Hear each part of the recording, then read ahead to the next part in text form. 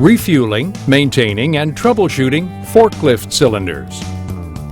Propane-fueled forklifts offer numerous advantages over other types of industrial trucks, including greater safety through the use of a closed fuel system, fewer emissions and healthier working conditions, and less wear and tear on carburetors and other engine components. Forklift cylinder construction. Forklift cylinders are refueled by refilling from a dispensing tank on-site or by exchanging an empty cylinder for a full one. Regardless of the method, before you refuel forklift cylinders, you should understand their construction and how they work. Properties of forklift cylinders. Forklift cylinders are manufactured to DOT specifications and, like smaller cylinders, can be made from either aluminum or some type of alloy steel. They typically hold 33 pounds of propane, but other sizes are also available. Every DOT cylinder has a foot ring, a wide metal band that protects the bottom of the cylinder from corrosion or other damage, and also functions as the cylinder's support stand or base. Forklift cylinders also have a protective collar, a wide metal band that is welded to the cylinder and partially surrounding the valves in the service end. The collar often incorporates a handle for lifting and moving the cylinder. Openings for valves and fittings are located in the service end of the cylinder. Many valves are made with non-metallic or soft parts such as nylon, rubber, and Teflon. These materials are also used in O-rings, packing seals, valve discs, and gaskets to ensure that valves provide a gas-tight seal. If any of these parts become worn out, propane liquid or vapor can leak out of the valve and create a potentially hazardous situation, so valves should be examined at each filling or exchange of the cylinder. Forklift cylinder parts. One of the many parts of a forklift cylinder is the pressure relief valve, which provides overpressure protection to the cylinder. It should be kept clean, unrestricted, and set to the 12 o'clock position, and directed upward at a 45-degree angle when the cylinder is mounted horizontally. Relief valves on forklift cylinders must be replaced within 12 years of the cylinder's manufacture date and every 10 years thereafter. A rain cap or dust cap must also be in place. Filler valves have an internal check valve to limit fuel loss in the event of an accident. This valve should be covered with a plastic cap.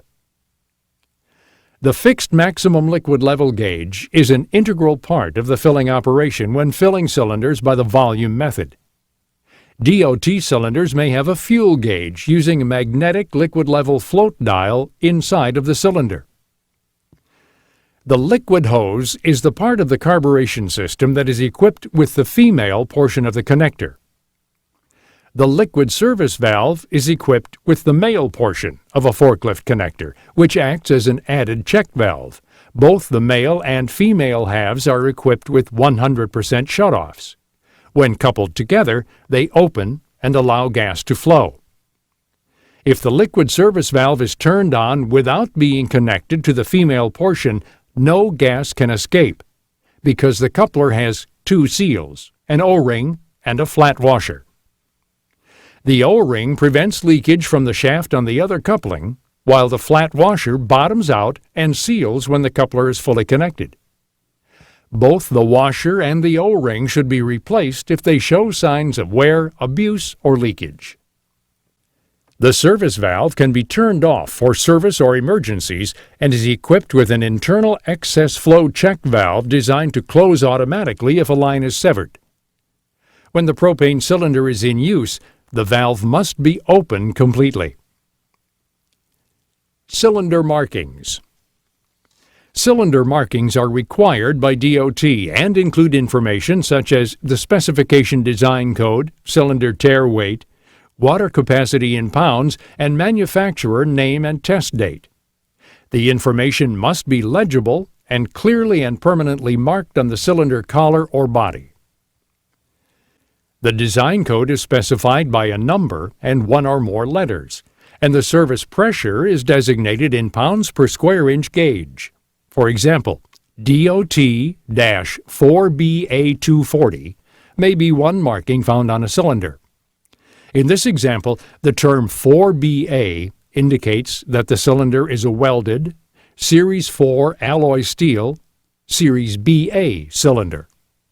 The number 240 indicates that the service pressure is 240 pounds per square inch. The tare weight is the weight of the cylinder when empty and includes the weight of the cylinder valves. The tare weight is used when a cylinder is filled by weight and should always be checked before filling. Cylinders with the same water capacity can have different tare weights, so each cylinder should be treated individually.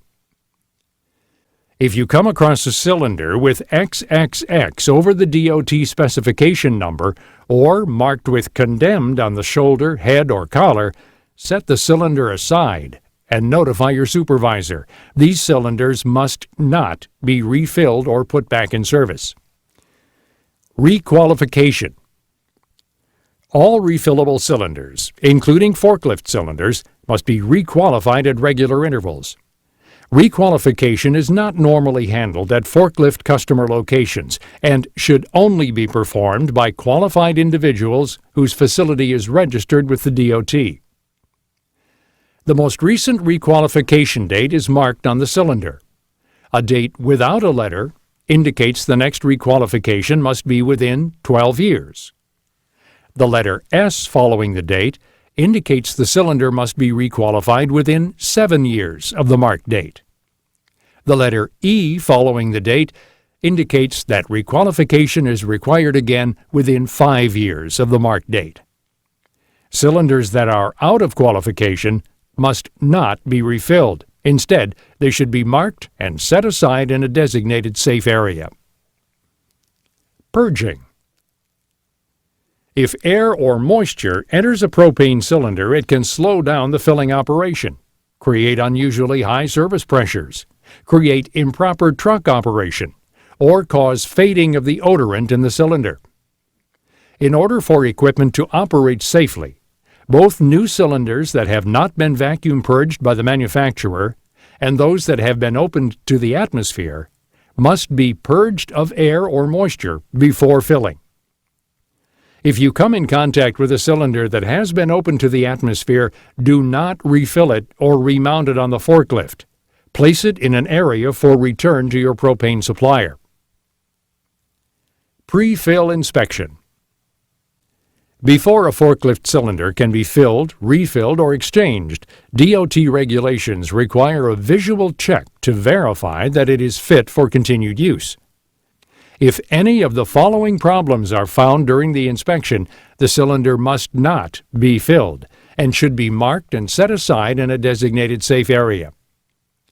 Problems that may prevent refilling a cylinder include cracks or leaks, bulging, serious denting, or gouging, defective valves unless properly repaired or replaced, defective or leaking pressure relief device unless properly repaired or replaced, damage to the cylinder valve, valve protection, and cylinder foot rings, evidence of physical abuse, fire or heat damage, or excessive rusting or corrosion, out-of-date requalification. Steel cylinders subjected to fire must be requalified, reconditioned, or repaired by the original manufacturer or a DOT-authorized repair facility. However, aluminum cylinders damaged by fire must be permanently removed from service.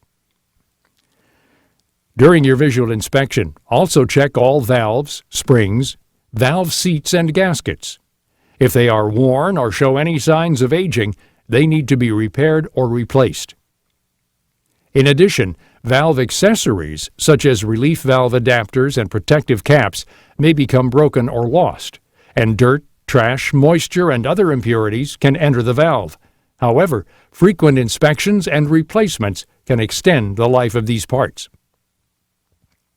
Valves may also be damaged through improper cylinder maintenance. For example, service personnel may fail to use proper brushes or applicators around cylinder openings when painting them, and as a result, Gauge faces, weep holes in filler valves, and discharge openings of relief valves may be blocked with paint.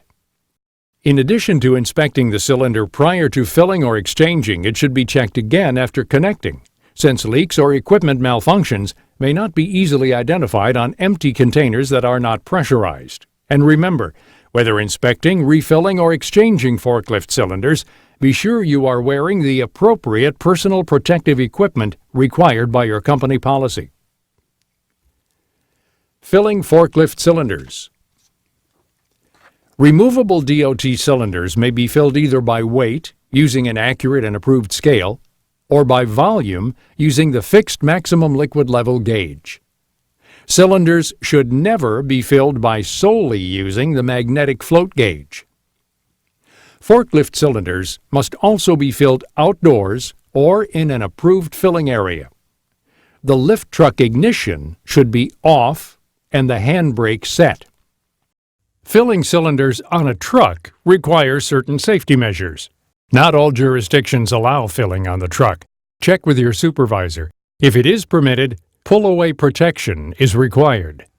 In addition, a trained operator must be present during the entire filling process. Filling by weight. When filling forklift cylinders by weight, it's important to note that the steps involved may vary depending on your company policy and the type of equipment installed at the facility. Always consult your supervisor for more information. To fill a forklift cylinder by weight, make sure all cylinder valves are closed. Follow these steps to determine the total filled weight of a cylinder. Check the water capacity and tare weight stamped on the cylinder or its protective collar. Determine propane capacity by using the following formula. Water capacity times 0.42 equals propane capacity. Add the tare weight and propane capacity together to determine the total filled weight of the cylinder. Set the platform scale to the cylinder's total filled weight plus the weight of the hose and fitting. Place the cylinder on the scale. Select the proper hose end adapter to fit the cylinder valve. Connect to the cylinder. Start the pump. If through a service valve, open the hose end valve, then slowly open the cylinder service valve. When the target weight is reached, close the hose end valve. Shut off the pump if no other cylinders are filling. Make sure the service valve is closed. Loosen the connection and wait for any trapped liquid to bleed off. When trapped liquid is vented, disconnect the hose end fitting. Verify the filled weight as required by regulations. Use an approved method to check for leaks. Filling by volume. Before filling cylinders by volume, open and close the vent valve on the fixed maximum liquid level gauge to be sure vapor vents. If no vapor escapes, the valve may be blocked and must be reopened before the gauge will operate properly. Do not attempt to fill a cylinder by volume if the fixed maximum liquid level gauge is damaged or inoperable. Filling by volume follows a similar procedure with a few adjustments. Make sure all cylinder valves are closed. Select the proper hose end adapter to fit the filler valve or service valve. Remove the protective cap from the valve. Connect the cylinder. Open the vent valve on the fixed maximum liquid level gauge. If mist appears when the gauge is opened, stop. The cylinder is already full. Start the pump. Open the fixed maximum liquid level gauge. If through a filler valve, slowly open the hose end valve. When a white mist begins to escape from the fixed maximum liquid level gauge, immediately close the hose end valve. Close the vent valve on the fixed maximum liquid level gauge. Failure to shut off the propane promptly will result in an overfilled cylinder. An overfilled cylinder may discharge propane if the temperature rises, posing a risk of fire or personal injury to anyone nearby. shut off the pump if no other cylinders are filling. Loosen the connection and wait for any trapped liquid to bleed off. When trapped liquid has vented, disconnect the hose end fitting. Reinstall appropriate valve caps and plugs. If the cylinder has a filler valve, reinstall the cap. Replace any caps and plugs that are missing. Position the cylinder securely using the locating pin on the truck and the hole in the cylinder collar. Secure the hold-down straps properly. Reconnect the fuel line and check the cylinder and its valves for leaks with a non-corrosive leak detector solution. Inspecting the gaskets and O-rings in the filler valve and service valve connector for defects or leaks. After the cylinder is filled, or at any time the dispensing station is unattended, shut off the pump, close valves at the storage tank, and disconnect and store the hose to secure the dispenser against tampering. Cylinder exchange. Park the truck in a designated safe area and stop the engine. Close the cylinder valve and remove the quick disconnect coupling from the cylinder. Remove the empty cylinder from the cradle holding device and store it in a designated safe area. Select a filled cylinder and check it for damage or leaks. Also be sure to inspect the fuel lines and forklift connector couplings, especially the washers and O-rings, for damage or signs of aging. Be sure the cylinder valve is closed prior to connecting. Carefully install the filled cylinder in the cradle on the truck so the cylinder locator pin enters the locating hole in the cylinder collar. Reconnect the fuel lines to the cylinder liquid service valve and open the valve slowly. Securely mount the cylinder in its brackets and within the outline of the vehicle. In some instances, locating pins may be missing or broken off, allowing the cylinder to be mounted in any position. When this happens, the liquid withdrawal tube is exposed to the vapor space, which may give a false indication that the cylinder is empty. The pressure relief valve may also be immersed in liquid fuel, which would cause the cylinder to vent liquid in the event that it was activated. In the event that the locating pins for a cylinder are broken, take the forklift out of service. Check for leaks using a non-corrosive leak detector solution. If a leak is found, close the valve immediately and notify your supervisor or manager. If no leaks are found, start the engine and proceed with your work. Labeling. DOT and OSHA require specific labeling for all cylinders. Cylinders used to transport propane must be clearly and durably marked with the proper shipping name and hazard class. If the original manufacturer's label is not present or clearly legible, apply a new warning label to the cylinder.